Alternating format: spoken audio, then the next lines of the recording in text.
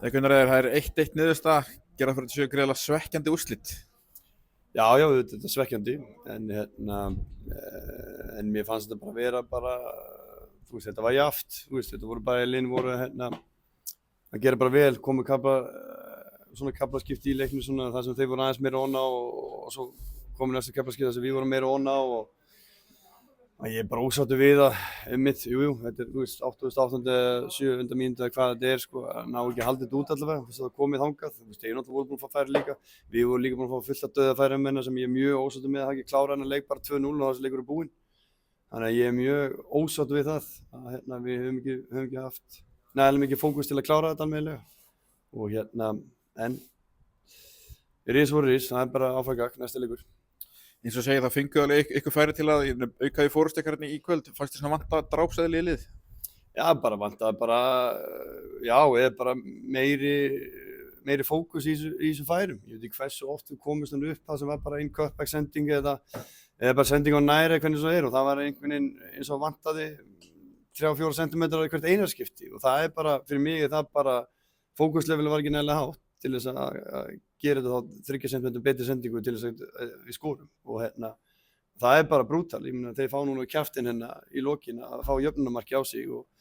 ef við sem sagt að ég vona það að mínum menn læra þessu. Svona er það svolítið búið að vera misti ykkur á móti sem liðum í neðri hlutunum, er þetta ekki svona, geti ekki orðið bara rándýrt þar uppi í staði? Já, þú veist hvað er neðri hlutin og efri hlutin í þessu til, það er alltaf bara allir að vinna alla og gera alls konar úrslit út allt, sko, þannig að þetta er ekki ennþá komin einhvern veginn lína í þetta efri og neðri hluti fyrst mér, sko, þetta er einhvern veginn, ég meina, Fjölnir vinnur Þrótt í gær og útivelli og þetta er bara þannig, þú mætir ekki leikinn og ert ekki nægilega klár til að leggja þess að vinna á þig og ert með fókus á þetta að gera, þá ertu bara að fara að tapa, þetta er ekki flókið, þannig er þessi deild og við þurfum bara að rífa okkur aftur upp til þess að halda áfram að gera það sem við eigum að gera í hverju leik. Og þá vitum við það að þá getum unnið. Og svona, bara þið voru svolítið hægir í gang, en svona einhvern veginn þegar þið komist í gang, þá voru þið mjög hættulegir, en þá vantaði mitt bara, eins og segir, þetta loka touch og svona bara klára þessar sóknir og þessar stöður sem voru að koma ykkur í. Já, hvað var þetta í fyrri hálfleik þess að við náðum að pressa á vel og unnu ekki boltann tvisvar í marktennu hjá þeim, sko, samt ná ekki svona skóra úr þessu, sko, skilurðu. Þannig að það eru fullt atriðum sem við verðum að gera miklu betur ef við ætlum að halda okkur í toppbaráttunni í sumar því að við vitum það, þessi lið, allir saman hvað liði sem er í þessi deild, það geta alltaf komið tilbaka. Svona kannski, jákvæði punktarnir er kannski það að þið eru ennþá taplausir eftir 9 umferðir. Já, ég er í þessu til að vinna, ég er ekki í þessu til þess að gera jafntefli og ég þoli ekki jafntefli og þannig að ég vil bara frekar vinna einn og tapa einum heldur en að gera 2 jafntefli, það er bara þannig. Svona það fáið tækifæri til að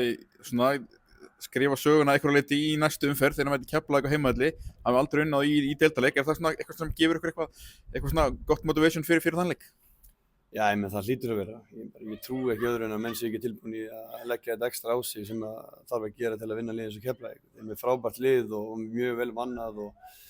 þetta er bara að verða hörku leikur og derbi slagur og allt það, en það, við getum ekki mætt svona til leiks og halda það að fá maður út í þeim leik, það er bara þannig, þá verður okkur bara refsað og ég vona það bara menn núna fara í það að hugsa hvað ég geti gert sjálfur betur og svo mun það náttúrulega bara koma inn í liðið og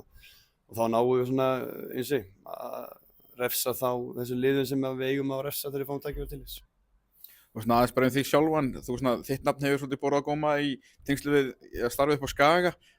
hafa þeir eitthvað haft samband við þig? Nei, ekki neitt, ég er mjög slagur í þessu öllu saman og